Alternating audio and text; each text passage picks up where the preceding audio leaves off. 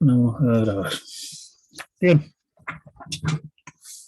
estamos en la hora, así que volvemos a nuestras introducciones eh, propias. El tema que quedaba pendiente era básicamente estimar qué tan rápido convergen nuestros métodos, y la pregunta más amplia, digamos, ¿cuándo convergen? ¿Desde dónde parto para que el cuento finalmente llegue a puerto? Eso le llaman análisis de convergencia.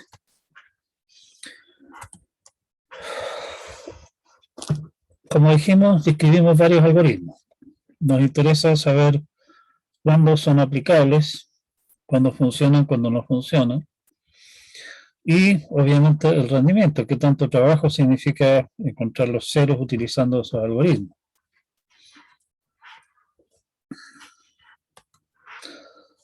Este análisis que vamos a hacer acá de rendimiento, los algoritmos, lo que se llama análisis de convergencia, es nuestra primera aplicación en serio de la maquinaria asintótica, ¿sí?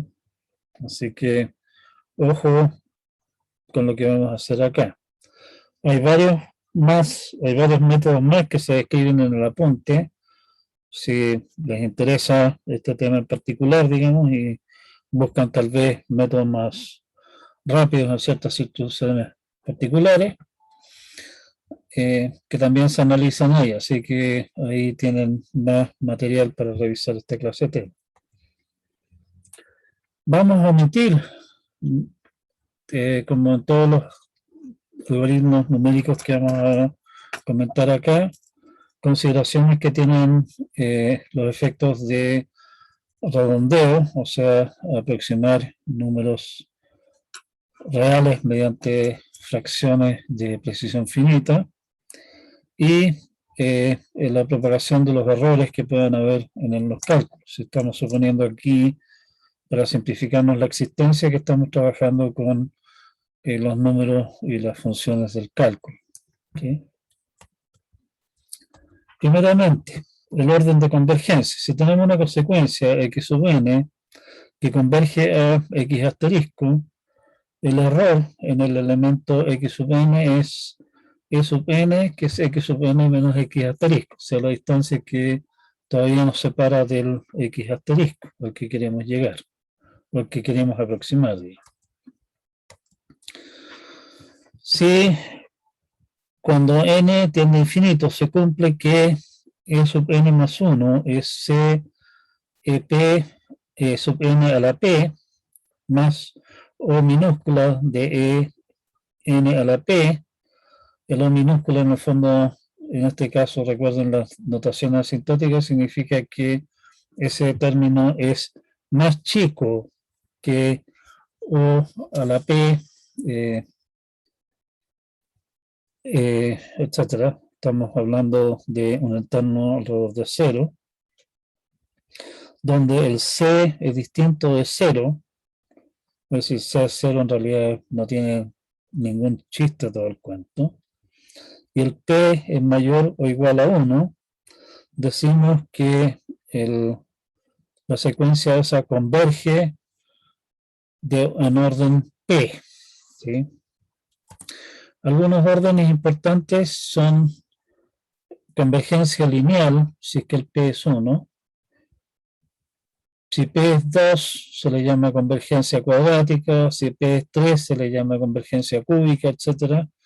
Si el p es, en general, y aquí en realidad la definición no es tan precisa, digamos, pero si el p es mayor que 1 en el fondo, se dice que la convergencia supralineal, en general se llama supralineal en términos más restringidos, digamos, si la convergencia, el orden de convergencia está entre 1 y 2. Bien, ¿cómo analizar los métodos? La idea general del análisis, y eso vale para todos los métodos que tenemos nosotros entre manos acá, es aproximar la función de la que queremos aproximar el 0 por serie de Taylor, centrada en el 0, en x asterisco.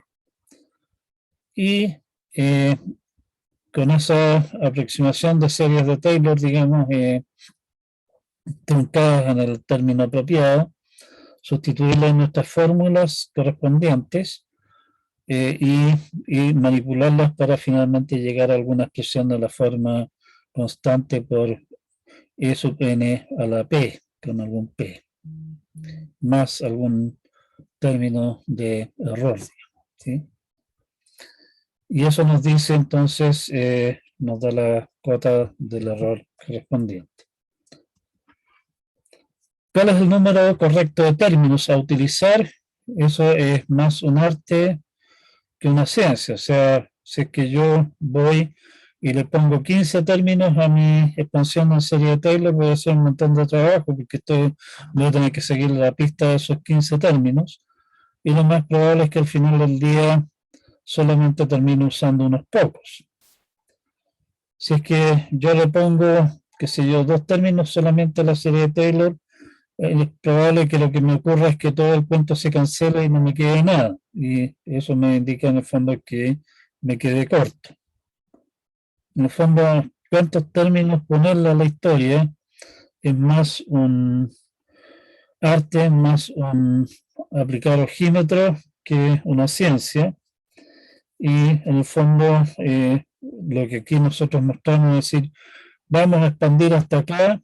Bueno, en el fondo pueden suponer siempre que se intentó expandir con más y resulta que nos encontramos con que sobraban términos o intentamos de usar menos términos, nos dimos cuenta que nos quedamos cortos y esas cosas obviamente por vergüenza no las vamos a mostrar públicamente.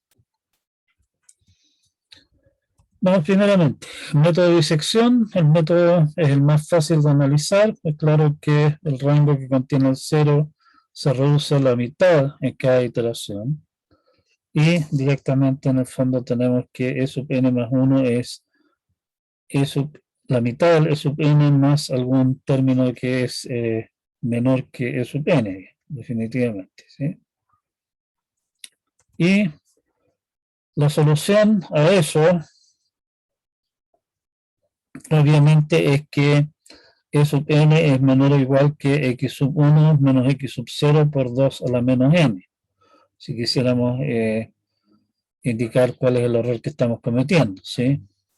Y eso nos da una idea del error que estamos cometiendo y en el fondo nos dice entonces en forma directa cuántas iteraciones necesitamos para obtener un error específico que nos interesa. De todas maneras, el punto es que aquí tenemos que esto es constante en medio. El P, que aquí no aparece, es 1 y por lo tanto tenemos estrictamente convergencia lineal. Y convergencia lo suficientemente simple como para poder predecir el número de iteraciones necesarias para obtener cierto grado de precisión. Primer método cubierto y se acabó el problema.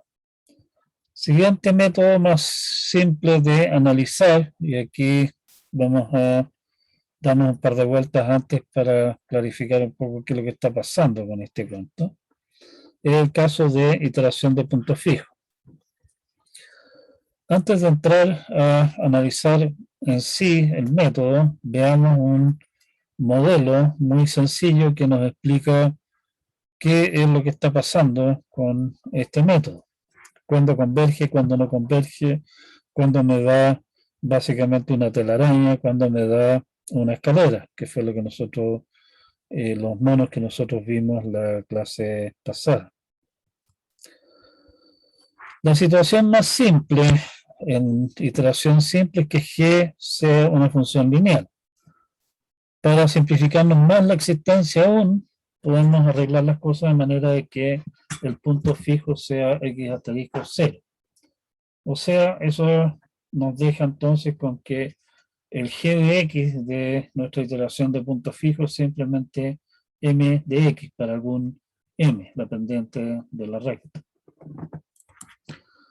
La iteración que resulta entonces bajo esas condiciones es xn más 1 es m veces x sub n. ¿Sí? Y en el fondo, como el x asterisco es 0, el xn es simplemente e sub n. Por lo tanto, e sub n más 1 es simplemente m veces e sub n.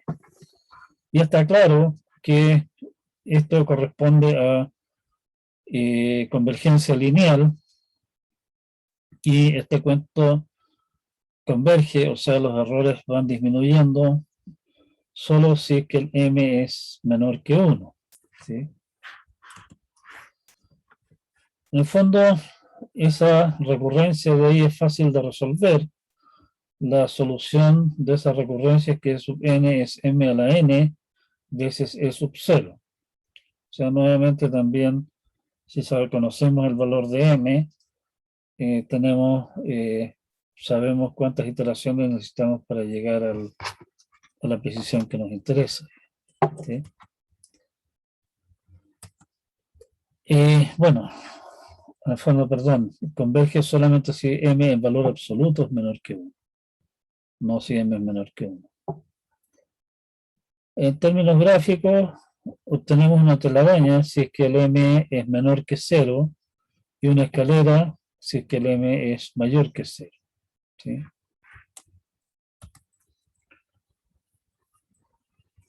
Vamos entonces. Vamos ahora a hacer el análisis matemático correspondiente. Ustedes recuerdan las series de potencia, serie de Taylor. G de x asterisco más e es g de x asterisco más g' de x asterisco e más o de e cuadrado. Estamos incluyendo el término lineal y cortamos allí precisamente porque sospechamos que la convergencia es lineal y por lo tanto nos alcanza con esos dos términos. Así que como si pensáramos que la convergencia es de orden mayor, al cortar después del primer término se me va a cancelar todo y la cosa no me va a llevar a nada. ¿Sí? Bueno, y eso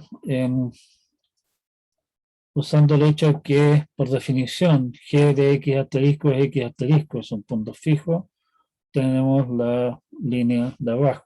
Acá. O sea, el error, el xn más 1 menos x sub x asterisco es igual a g' de x asterisco por e sub n más u de e sub n al cuadrado, que es básicamente lo que nos está diciendo la línea anterior. ¿Sí? Y eso nos confirma que la convergencia es lineal. Y en el fondo el m, ese que teníamos recién, cuando estábamos analizando el modelo simple, viene a ser la primera derivada de la función g en el punto fijo. Obviamente nosotros no tenemos idea de cuál es el punto fijo, sino para qué estaríamos haciendo todo este ejercicio. Y eso, pero de todas maneras, en el fondo, si es que el valor absoluto de la derivada de la función es siempre menor que 1 en un intervalo alrededor del punto fijo que a nosotros nos interesa, y esa clase de cotas en muchos casos se puede obtener en forma relativamente sencilla, eso nos dice si nuestro método converge o no converge.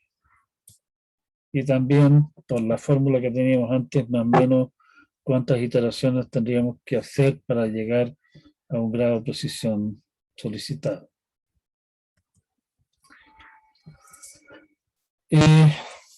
Pregunta entonces es para condiciones bajo las cuales el cuento converge. Supongamos que tenemos un intervalo que va de A a B, y en ese se cumple que g de x siempre pertenece a ese intervalo, ¿sí? Que x está en el intervalo, o sea, no nos salimos de ahí.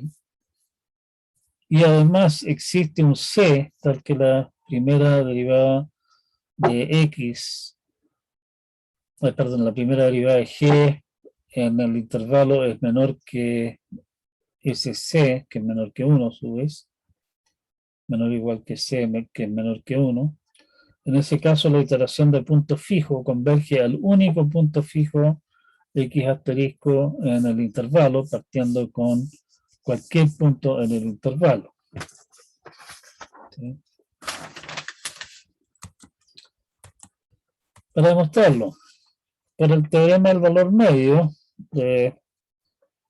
hay un psi sub n que está entre x sub n y x asterisco, tal que x sub n más 1 menos x asterisco, que por la definición de qué es lo que es x sub n más 1, es g de x sub n, y como x asterisco es un punto fijo, es g de x asterisco, podemos entonces escribir esa cosa como el lado derecho de la expresión que aparece allí, de la ecuación que aparece allí.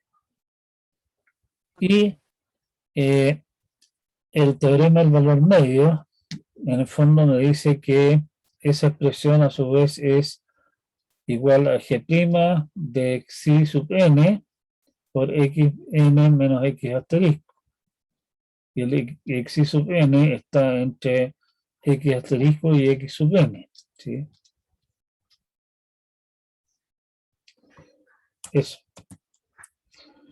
Bueno, hay cosas a tomar valor absoluto de esa cosa que es lo que a nosotros nos interesa, ¿cierto? Y eso podemos escribirlo como el valor absoluto de g' xi sub n por el valor absoluto de x sub n menos x asterisco. Que, como estamos suponiendo que el x sub n está dentro, bueno, el x sub n y el x asterisco están ambos dentro del intervalo, el xi sub n también está dentro del intervalo, y estamos suponiendo que sobre todo ese intervalo el valor absoluto de la primera derivada de g es menor o igual que c, y por lo tanto puedo escribir la desigualdad de la última línea. Como a su vez estamos suponiendo que c es menor que 1, eso es menor estrictamente que x sub n menos x asterisco. O sea, de una iteración a la siguiente, el error disminuye. En castellano, la iteración converge.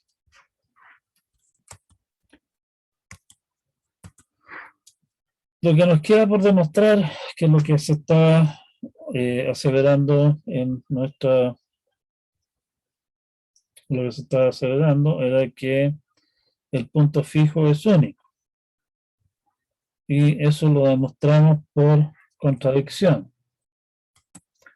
Supongamos que tenemos puntos fijos x' y x segundo distintos que pertenecen al intervalo.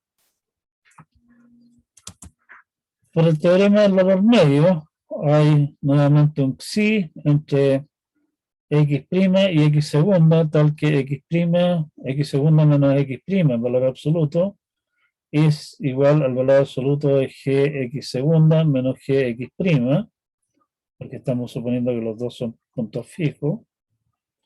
Y por el teorema del valor medio, ese valor, ese g segunda de g de x segunda menos g de x', lo puedo escribir como la primera derivada de g en xi por x segunda menos x'.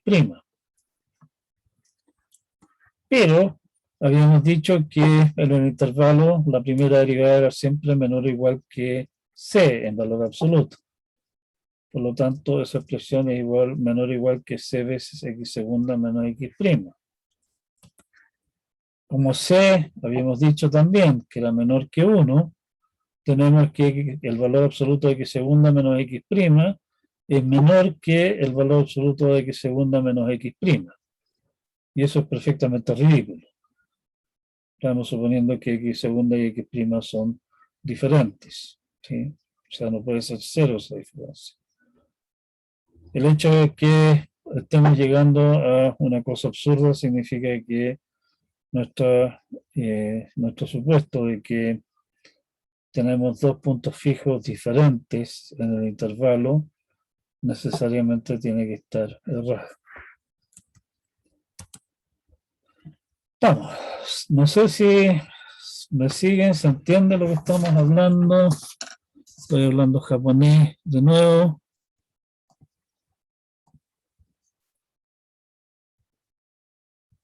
Va, me enredé con los videos.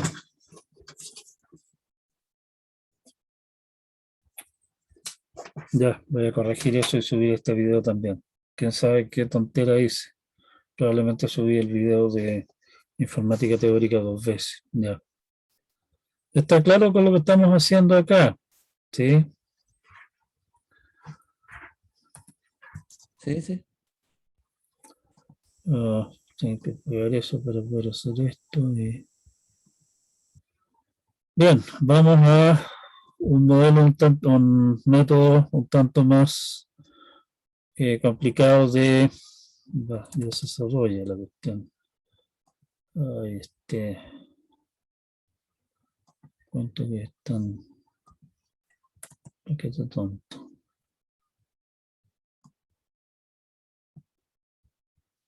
Vamos a analizar el método de Newton.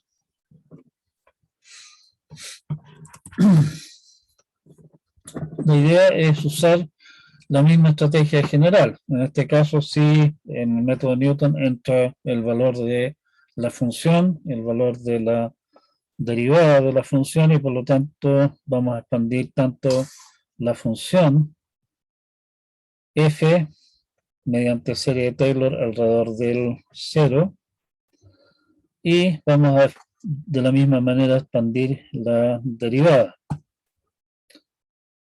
En la función llegamos hasta término cuadrático, en la derivada llegamos solamente hasta término lineal. ¿Sí? ¿Por qué? Bueno, porque resulta que así funciona bien, digo, ¿sí? Como ya les dije, esto no es una ciencia que uno pueda determinar de antemano, hay que probar un poco y darse cuenta que es lo correcto aquí. La expansión de f es f de x asterisco más f' más un medio f segunda más o de y a la cuarta, como por definición de f de x asterisco, f de x asterisco es 0, nos queda simplemente que la expansión de eso es esta de acá. De la misma forma, nos queda que la expansión de la primera derivada es esta expresión de aquí. Nos conviene escribir esas dos expresiones para no tener que escribir tanto enredo raro, digamos. Escribirlas como que fx asterisco más e es e veces f' de x asterisco por este factor de acá, con un m, que el m es esto de aquí, que básicamente es este término, esto dividido por esto, y f' es f' de x asterisco y multiplicado por un factor parecido. Hay un 2 aquí porque en la derivada el f segunda no aparece con un medio, sino que con 1 simplemente. ¿Sí? La iteración misma del método de Newton es que x sub n más 1 es x sub n menos f de x sub n partido por f' de x sub n. Si resto fx asterisco a ambos lados y sustituyo, digamos, el valor de e sub n más 1 y e sub n, me queda que e sub n más 1 es e sub n y después acá estoy sustituyendo por f sub de x sub n la expresión correspondiente que acabamos de derivar y lo mismo por f', ¿sí? Podemos simplificar este cuento. Los f' de x asterisco aquí, estos dos se cancelan. Me queda e sub n menos e sub n que sale de aquí por esta expresión de acá, ¿sí? Ahora bien, si ustedes recuerdan lo que nosotros dijimos cuando hablamos de asintóticas, esto de aquí lo puedo escribir como el de arriba, que queda tal cual, con más multiplicado por el de abajo, básicamente usando la serie geométrica, que me lleva a esta expresión de acá, multiplicado esos dos, ¿sí? Y enseguida es cosa de sentarse y multiplicar y simplificar el resultado. O sea, aquí me va a quedar 1, multiplicando los dos 1, me va a quedar n e sub n por 1, menos 2m e sub n con este de acá, estos dos términos, que me queda, por lo tanto, m e sub n, o sea, menos m e sub n como término lineal.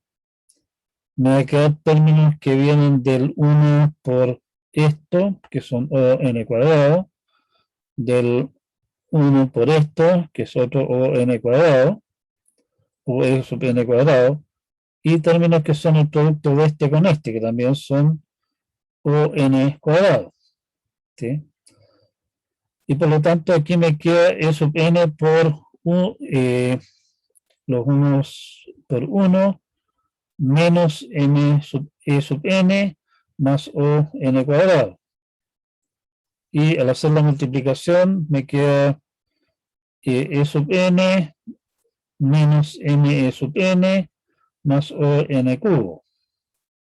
O sea, y con el e sub n, digamos, se me cancela el e sub n que hay y me queda finalmente esta expresión de acá. Está claro que o de en cubo es o minúscula de en cuadrado y por lo tanto la iteración es como sospechábamos y por eso es que en realidad partimos con esa forma que tomamos inicialmente para el f y el f'. Sospechábamos que el método era cuadrático y esto en realidad nos lo confirma, ¿sí?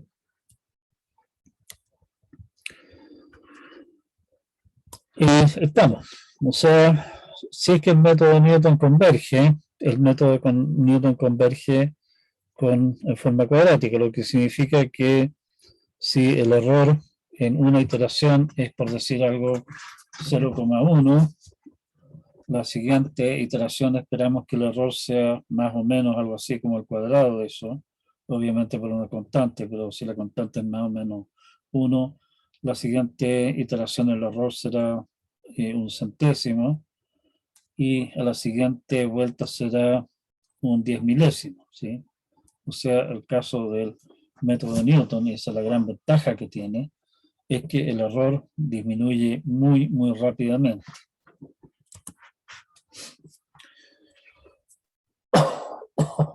Oh, disculpe, pero me dieron ganas de estornudar y...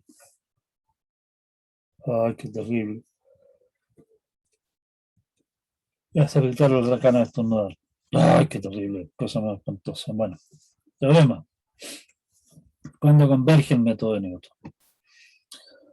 Sea la función f tal que su segunda derivada sea continua en un intervalo y sea x asterisco un cero simple de f. Cero simple significa simplemente que f de x asterisco es 0 y f' de x asterisco no es 0. El caso en que f' de x asterisco también sea 0, caso que sea un 0 doble, en realidad amerita análisis separado, pero eso son situaciones muy raras, así que no es de gran interés. Entonces hay un entorno alrededor de x asterisco y una constante c, tal que si el método se inicia en ese entorno, el método de Newton converge a x asterisco y los errores sucesivos cumplen con que x sub n más 1 menos x asterisco es menor o igual que c veces x sub n menos x asterisco al cuadrado, en valor absoluto ambos, obviamente. La demostración. Nuevamente, Taylor. Hay un xi sub n entre x asterisco y x sub n, tal que f de x asterisco, que es f de x sub n menos e sub n, lo puedo escribir como f de x asterisco es 0, y esto de aquí lo expando por serie de Taylor alrededor de x sub n, me da una expresión como esta. Esto de aquí es la forma de Lagrange del residuo de la serie de Taylor.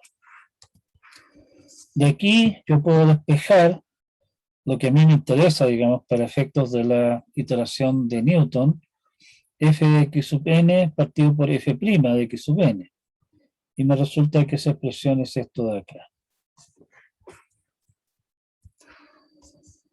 La iteración de Newton, en el fondo, es que e sub n más 1 es e sub n menos f sub n partido por f' de x sub n, que según esta expresión de aquí arriba, sustituyendo eso acá, me resulta que eso es simplemente un medio f segunda de xi sub n, e sub n al cuadrado.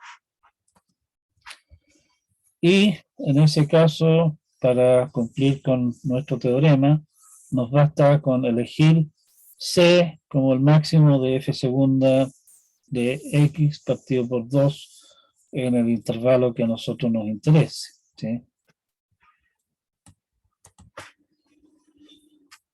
Vamos a demostrar que existe un intervalo x menos x asterisco menor o igual que delta, para un delta que está por definir, tal que si x sub 0 está en ese intervalo, el método siempre va a terminar convergiendo a x asterisco. Primeramente, estamos suponiendo que f' de x asterisco es distinto de 0, como estamos suponiendo que la segunda derivada de f es continua la primera derivada de f, y como es continua, hay un intervalo alrededor de x asterisco, más menos delta, digamos, en el cual f' no se anula, porque f' es continuo, ¿sí? Definamos C de delta mediante la siguiente fea expresión. C de delta es un medio del valor máximo de sobre el intervalo centrado de largo 2 delta centrado en x asterisco de la segunda derivada de x partido por el mínimo de f' en ese mismo intervalo. O sea, en el fondo, esto de acá es el máximo, en realidad es mayor que el máximo que podría tomar f segunda de x partido por f' de x sobre ese intervalo. Ese es el c de delta.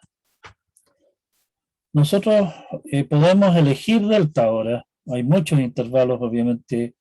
Si me quedo con el intervalo más corto, las condiciones se hacen más fuertes, digámoslo así. Podemos elegir delta tal que delta c de delta sea menor que 1. ¿Sí?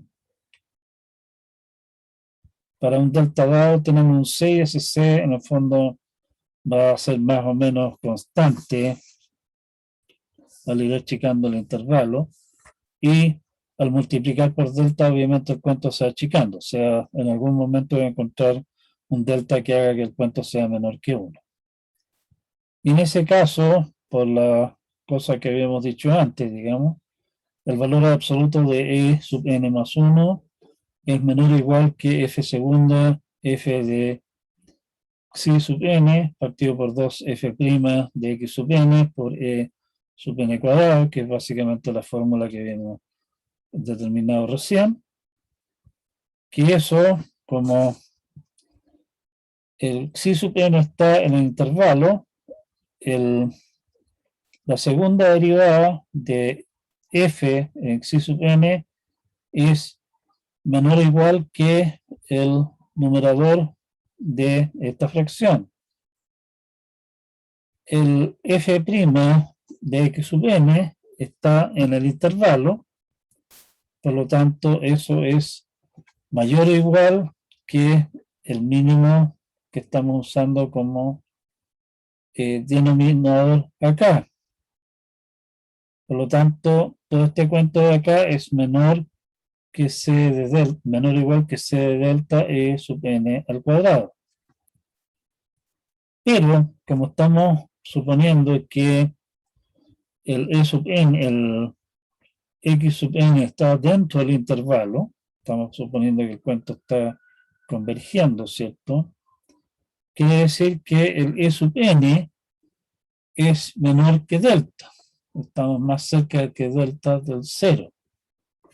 Por lo tanto, esto de aquí es menor o igual que delta veces c de delta por el valor absoluto de e sub n. Que como estamos suponiendo que esto de aquí es menor que 1, eso es menor que e sub n. Y nuestro método está convergiendo, ¿sí? Básicamente por inducción sobre n en este caso. El C que estábamos nosotros anunciando que existe, digamos, para el método de Newton, es precisamente el C de delta que acabamos de calcular acá. Comentario, un poco ya lo había adelantado ya, se dice que en general el método de Newton duplica el número de cifras significativas en cada iteración.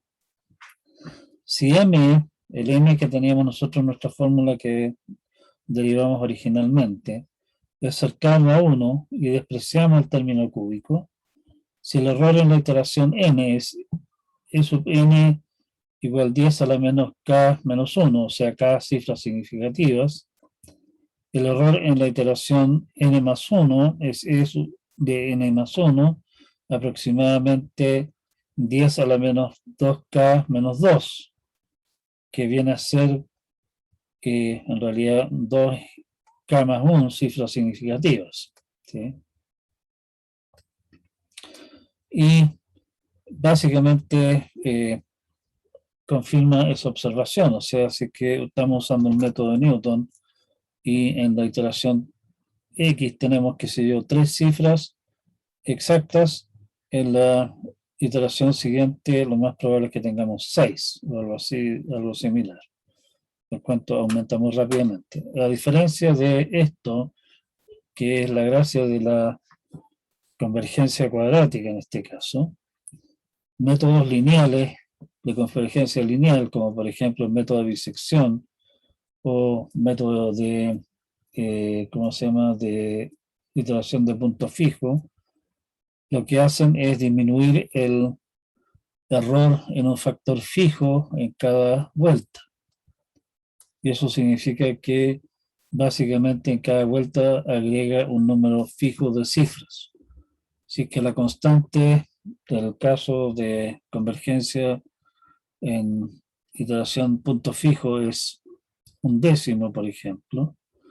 Significa que si tengo 2 cifras y a la iteración siguiente voy a tener 3 y a la siguiente 4 y así. O sea, estoy en realidad agregando un número fijo de cifras por cada iteración. Peor aún, digamos, en todo caso, si es que la constante es relativamente grande, en el caso de bisección, que es un medio, no alcanza a agregar una cifra por iteración. Necesito como 2 iteraciones y medias para agregar una cifra más, ¿sí? Esos métodos son lentos. Ahí es donde salimos ganando con el método de Newton, que es más rápido en términos de iteraciones. Ya. Y para terminar de marearlos, vamos por el método de la secante. Vamos a trabajar con la misma aproximación base que para el método de Newton. La justificación en el fondo es que cabe esperar que esto, como es una especie de aproximación al método de Newton, se va a comportar más o menos parecido al método de Newton y por lo tanto nuestra aproximación, nuestra expansión asintótica, digamos, debería ser razonablemente adecuada para lo que estamos haciendo. La instalación misma, sí que la escribimos de la forma que nosotros le dije, ya le habíamos dicho ya, que si lo pillamos usando esa forma de la iteración, era un VTR más inmediato, porque tiene serios problemas de cancelación. Aquí, como estamos trabajando con números reales de veras, no hay problema con eso y resulta más sencillo manipular, digamos, algebraicamente eso. Así que nos partimos con esa forma que es numéricamente inestable. Usando nuestra expansión, digamos, del caso,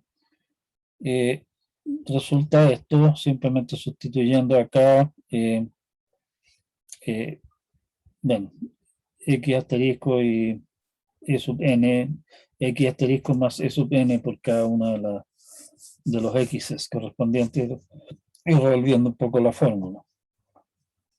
Nos queda eso, que en el fondo finalmente, y eso no debería ser ninguna sorpresa, digamos, nos llega a la conclusión de que n más 2 es n por fn más 1 menos en más 1 por fn y la diferencia de los f's.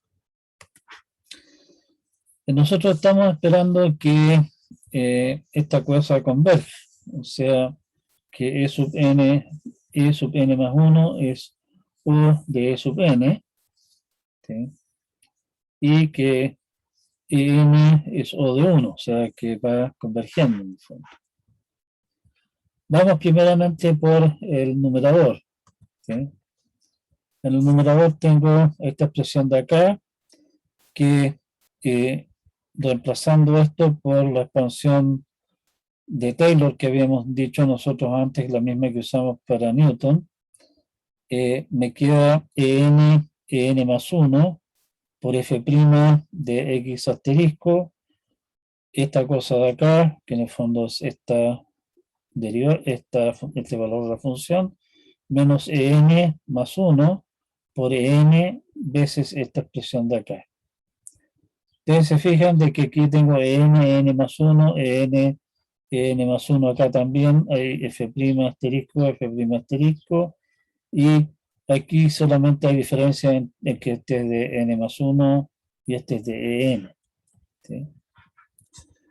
Bueno, reordenando este cuento y escribiéndolo en forma más ordenada, finalmente el numerador me queda que es esta expresión de acá. Y bajo el supuesto de que estos de acá, los en más 1, son más chicos que los en, que estamos suponiendo que el cuento converge, porque si no, ¿para qué todo este ejercicio, digamos? Resulta que puedo observar esto con toda calma dentro de esto y me queda esta expresión de acá. Y para simplificar la manipulación que vamos a hacer después, esto de aquí lo puedo básicamente escribir como este término de acá por 1 más o de n, digamos. ¿Sí? El denominador, mismo tratamiento malvado. Y finalmente terminamos entonces con que el denominador es esa expresión de allí. El mismo tipo de estructura que tiene la otra cosa. Vamos ahora por dividir y simplificar los resultados. O sea, lo que nosotros queríamos tener era esto, que si ustedes se fijan, tengo el numerador, que es en más 1, f' de x asterisco por en más 1 menos en por un factor de error, dividido por f' en más 1 menos en por 1 menos o de en, ¿sí? Por lo tanto, al escribir toda esa cosa y, ¿cómo se llama? Ah, cancelar los factores comunes, me queda, sobrevive n más 1 por esta cosa de acá. Esa cosa de allí es, en el fondo, se dan el trabajo de hacer el masaje del caso y llegan a la conclusión de que es 1 más O de EN. Bien, en el fondo, el problema que tenemos acá es que el error de la iteración siguiente, o sea, este de acá es EN más 2, ¿cierto? No tiene la forma de EN más 1 elevado a alguna potencia, sino que nos resulta una cosa media extraña. Veamos qué es lo que pasa ahora. Supongamos que EN más 1 es C veces E a la P más O minúscula E a la E sub N a la P, que es lo mismo que decir que E sub N más 1 es C veces E sub N a la P por 1 más O minúscula de 1. ¿Sí?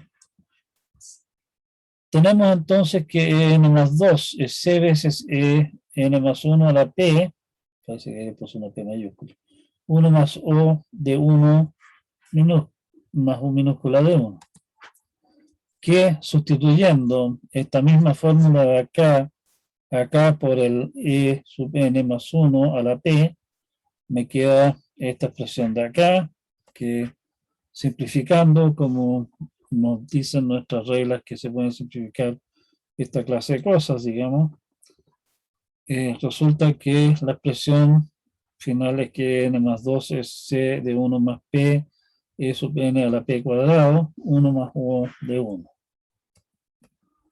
Por el otro lado, habíamos dicho que e sub n más 2 es m e sub n más 1 e sub n por 1 más o de e sub n, que en el fondo puedo igualarlo con, ¿qué pasó aquí? Lo puedo igualar con la expresión que acabo de deducir, y por lo tanto tiene que ser igual a estas dos expresiones de acá.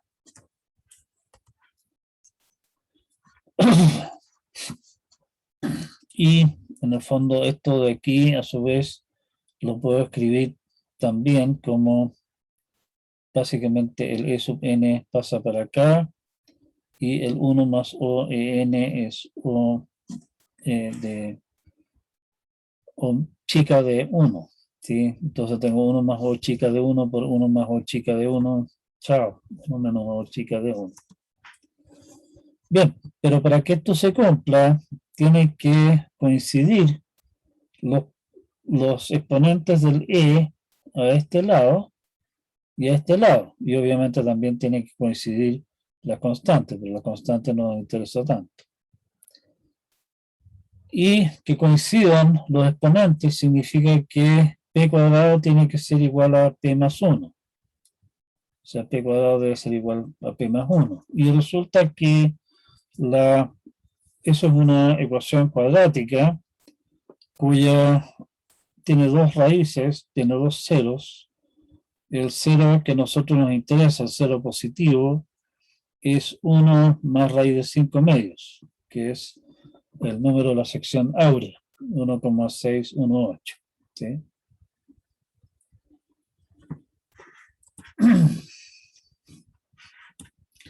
Y eso, como ustedes ven, esto, el método de la secante, que no nos exige que tengamos que calcular el valor de la función y también el valor de la derivada, converge algo más lento que el método de Newton. Pero el tema es que típicamente, si ustedes recuerdan de aquellas tristes épocas en su pasado, en el cual a ustedes les enseñaron a derivar, típicamente las derivadas muchas veces son expresiones al menos igual de complicadas o posiblemente más complicadas que la expresión para la función. Y por lo tanto, salvo que tengamos suerte y podamos reutilizar mucho el trabajo, el calcular la función y el calcular la derivada es más o menos la misma cantidad de trabajo.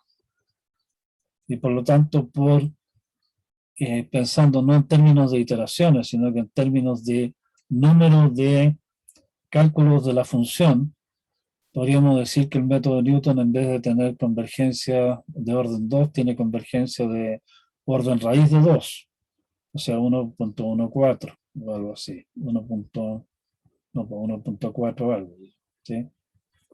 Que en el fondo significa que el método de la secante, salvo que tengamos suerte, como digo, y podamos reutilizar mucho el trabajo de cálculo de la función en el cálculo de la derivada, resulta que el método de la secante es algo más rápido en términos de la cantidad total de trabajo que hay que hacer. Y tiene además la gran ventaja frente al método de Newton, que no exige calcular la derivada. Hay casos, como les comentaba, en los cuales en realidad el valor de la función se conoce solamente porque tenemos una manera de calcularlo. No tenemos la menor idea de cómo calcular la derivada. O es realmente muy complejo hacerlo. Y en esa clase de método, en esa clase de situaciones en realidad, es mucho más práctico usar el método de la secante. Convergencia en método de la secante. En términos muy simples, el método de la secante converge siempre que converge el método de Newton. O sea, en el fondo es más o menos lógico pensarlo así, dado que el método de la secante podemos considerarlo como una especie de aproximación del método de Newton. Así que los dos deberían comportarse de forma más o menos parecida. Una de las ventajas, sí, del método de la secante es que el método de la secante converge en varias situaciones en las cuales el método de Newton no converge. Los detalles de esto en realidad son bastante enredosos, así que, perdón, los detalles son bastante enredosos, digamos, así que no nos vamos a cubrir acá. Si a alguien le interesa, ahí, esta es una referencia, digamos, a una nota que discute el cuento en detalle en internet. Bien, como resumen, y con esto vamos a terminar por hoy día, definimos qué es lo que se entiende por orden de convergencia de un método iterativo. Aplicamos análisis asintótico para derivar el orden de convergencia de los métodos que discutimos. Y aquí, como ya les había anunciado, esto es realmente nuestra primera aplicación en serio de los métodos asintóticos. Como ustedes ven, es bastante fácil manipular esta clase de expresiones, incluso expresiones bastante complicadas, y obtener la información que nos interesa, sin tener que enredarse en demasiado detalle. Esa es precisamente la idea de los métodos asintóticos. Para ir al hueso de los métodos, vimos que el método de bisección y el método de iteración de punto fijo tienen convergencia lineal. En el caso de iteración de punto fijo, tenemos que tener cuidado de que la derivada de la función que estamos buscando el punto fijo sea en valor absoluto menor que 1, porque si no el método no converge. Vimos que el método de bisección siempre converge, y esa es su gran ventaja. O sea, no hay que, aquí no hay cosa de que el asunto tal vez no se nos dispare porque resulta que estamos dividiendo por 0 o por un número muy chico, que sé yo, que nos puede pasar en el método de Newton, y terminamos lejos de donde estábamos originalmente. Esa clase de problemas aquí no nos pueden ocurrir. Iteración de punto fijo va a converger siempre que la primera derivada, como les decía, sea menor que alguna constante c menor que 1. Si la constante c es muy grande, muy cercana a 1, en realidad el método converge súper lento, así que aquí esto es aplicable solamente si la derivada es muy pequeñita, en valor absoluto. Vimos que el método de Newton converge cuadráticamente e incluso vimos también de que si es que partimos cerca del cero, el método de Newton siempre converge. O sea, claro, el problema es qué tan cerca del cero tengo que partir y que haya un teorema que dice que hay un entorno, no nos dice si ese entorno tal vez sea un entorno microscópico y que prácticamente apuntarle al cero para que la cuestión desde ahí converja, o en realidad hay un entorno bastante suelto, digámoslo así, desde el cual el método converge. ¿Sí? Hay algunas maneras de estimar cuál es el rango, digamos, de desde dónde converge el cuento, pero ahí las cosas empiezan a poner mucho más complicadas. El método de la secante converge supralinealmente, o sea, converge con un P 1,618 aproximadamente. Como estrategia general, digamos, el método de bisección tiene garantizado converger, y eso siempre es deseable, ¿cierto? Pero es lento. El método de Newton converge rápidamente, pero nos exige calcular la derivada, y el método de la secante converge casi tan rápido como el método de Newton. Nos ahorramos al tener que calcular la derivada, incluso tiene la ventaja de que converge en algunos casos en que Newton no converge. Pero siempre corremos también el riesgo de que terminemos eh, con una secante, digamos, que sea básicamente horizontal, y en vez de encontrar un punto más cerca del cero, terminamos quién sabe dónde, lejos. O sea, siempre estamos corriendo ese riesgo. Eso como métodos en general. En el apunte se describen y se analizan algunos métodos adicionales que son interesantes por distintas razones que en beneficio del tiempo acá no vamos a ver. Si es que les interesa, échenle una mirada a sus temas y ahí pueden encontrar más entretención. ¿Sí? Y las técnicas de análisis son similares a las que vimos acá. Obviamente, de la misma manera que construimos método de Newton, podemos pensar en aproximaciones mejores para la curva, considerando derivadas adicionales para métodos tipo Newton, digamos, o puntos adicionales para métodos tipo tipo secante. ¿Sí? Obviamente, si empezamos a complicar las iteraciones, el análisis también se complica y está bien divertirse, pero demasiada diversión está prohibida en esta universidad, así que eso los vamos a dejar para el interés de ustedes.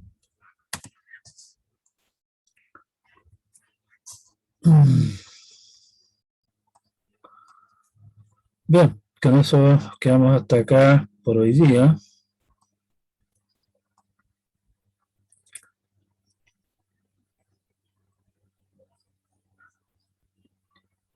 Ups, yo creí que estaba comenzando justo a la hora, según mi... tiene razón. Disculpen. Disculpen que haya partido más temprano, digamos, ando todavía medio perdido con el cambio de horas que hay.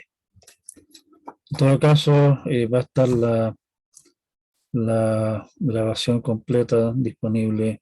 Lo voy a dejar un rato más. Que tengan un muy buen fin de semana.